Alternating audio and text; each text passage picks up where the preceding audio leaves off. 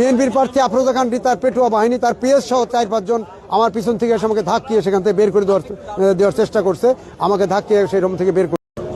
বিসমিল্লাহির রহমানির রহিম। আমি আতাউর রহমান আতা, মানিকগঞ্জ 3 170 মানিকগঞ্জ সাটুরি আসনের সদর সাটুরি আসনের একজন স্বতন্ত্র এমপি প্রার্থী। আমি বিএনপি করতাম, বিএনপিতে নমিনেশন না দেওয়াতে আমি স্বতন্ত্র প্রার্থী হয়েছি। আমার নমিনেশন বাছাইয়ের দিনে গতকাল 4 তারিখ 1:30টার সময় রিটার্নিং অফিসারের সভাকক্ষে আমার মনোনয়ন বাতিল ঘোষণা করে 1% ভোটের একজনের 10 জনের একজন নাকি আমাকে বলছে আমাকে স্বাক্ষর করে নাই, সেটা সত্য না। এটা আমার বিরুদ্ধে ষড়যন্ত্র, আমার বিরুদ্ধে এটা ষড়যন্ত্র। কাজে আমি মনে করি আমার সেটা সঠিক না।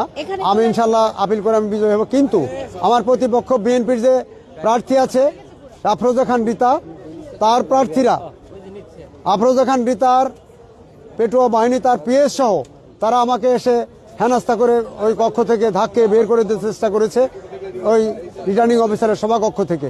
এই জন্য আমি মর্মাহত। আমি রিটার্নিং অফিসারকে সে ব্যাপারে নিজে বলেছি আমার সিকিউরিটি কোথায়। রিটার্নিং অফিসারের সভাকক্ষে যদি আমাকে হেনস্থা করা, তাহলে বাইরে আমরা মানুষ, আমরা অন্যান্য প্রার্থীরা কিভাবে ইলেকশন করব। সেখানে তো এই যারা নব্য বিএনপির যেসব সন্ত্রাসী দল যেগুলো নব্য আওয়ামী লীগের রূপ নিয়েছে, এদের অত্যাচারে তো তাহলে ইলেকশন করা যাবে না, ইলেকশন সুষ্ঠু হবে না। আমি রিটার্নিং অফিসার বললাম আমার সিকিউরিটি কোথায় দেবেন, আমার সিকিউরিটি দেন। তখন সে বলে আপনি দরখাস্ত দেন, আমার ব্যবস্থা নেব।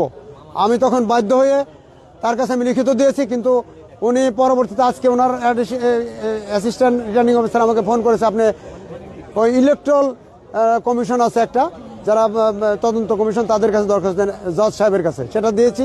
আবার বলে আপনি এসপি সাহেবের কাছে দেখা করে আপনি মামলা দেন। আমি মামলা তো দিয়েছি। Returning officer all in all in the time of election এসপিডিসির আন্ডারে সবাই আইন তার কাছে। আপনার কাছে আপনার অফিসে আমাকে অ্যাসল্ট করা হয়েছে, হেনস্থা করছে। আপনি আমি অভিযোগ দিয়েছি 4 জনের নামে, তাদের গ্রেপ্তার করে ব্যবস্থা নেবেন।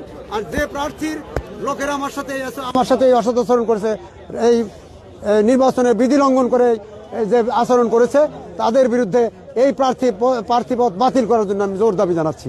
এই বলে আমি চলে এসেছি, কিন্তু তার কোনো অ্যাকশন করেনি। আমার মনোনয়ন বাতিল হয়েছে, ওটা আমি আপিল করতেছি। আপিলে ইনশাল্লাহ আমি টিকে যাবো। আমি নিশ্চিত আল্লাহর রহমতে আমি প্রার্থিতা ফিরে পেয়ে আমি জনগণের ভোট নিয়ে নির্বাচিত হবো ইনশাআল্লাহ। আমি মোহাম্মদ আতাউর রহমান আতা, মানিকগঞ্জ সদরের 2বার উপজেলা চেয়ারম্যান ছিলাম, সারা বাংলাদেশের উপজেলা অ্যাসোসিয়েশনের সভাপতি ছিলাম। আমি জেলা বিএনপির সিনিয়র সহসভাপতি ছিলাম। আমি বর্তমানে মানিকগঞ্জ সদর সাটুরিয়া 170 মানিকগঞ্জ 3 আসনের বিদ্রোহী প্রার্থী, বিএনপির বিদ্রোহী প্রার্থী অথবা স্বতন্ত্র প্রার্থী। আপনি এই প্রার্থী হওয়ার ক্ষেত্রে কোনো প্রতিবন্ধকতা আছে কিনা? না, আমার দল থেকে কোনো প্রতিবন্ধকতা আমাকে এখন পর্যন্ত কেউ বলেনি। আমার দল থেকে কোনো প্রতিবন্ধকতা আমাকে দেয়নি। আমি সেটা নিয়েছি, সেটা আমাকে কেউ নাও করেনি, কোনো অবজেকশনও দেয়নি। কাজে আমার দলের সেন্স আছে, তারাও জানে যে হয়তো আমার যে প্রতিপক্ষ যে বিএনপি যাকে নমিনেশন দিয়েছে সে ঋণ খিলাপি বিল খেলাপি অনেক অপরাধে সে হয়তো ভ্যানিশ হয়ে যেতে পারে, সে হয়তো ডিসকোয়ালিফাইড হলে তখন তারা হয়তো আমাকেই প্রার্থী করবে, এটা তাদের চিন্তাধারা আছে, আমি জানি। কারণ আমি BNP I am well known to all of them, I am well known to all of them. Tarique Rahman থেকে শুরু করে মির্জা ফখরুল থেকে শুরু করে ডক্টর খন্দকার মোশাররফ, ডক্টর মঈন খান সহ I am all well known to all of them.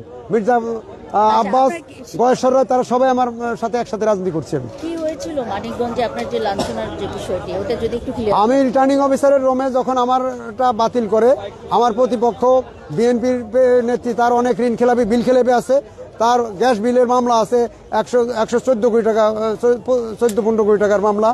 আবার তিতাস গ্যাস কোম্পানি তার বিরুদ্ধে অভিযোগ তুললেন যে তার টাকা পাওনা আছে।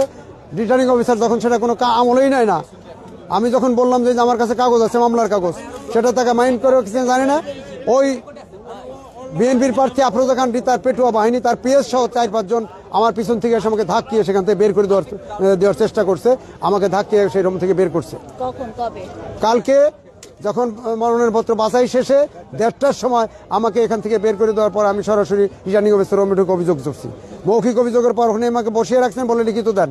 আমি লিখিত দিয়েছি, কিন্তু স্টিল কাউকে গ্রেপ্তার করা হয়নি। সেই প্রার্থীর কোনো রকম নোটিশ বা তাকে শোকজ করার কোনো কিছু এখন পর্যন্ত করা হয়নি।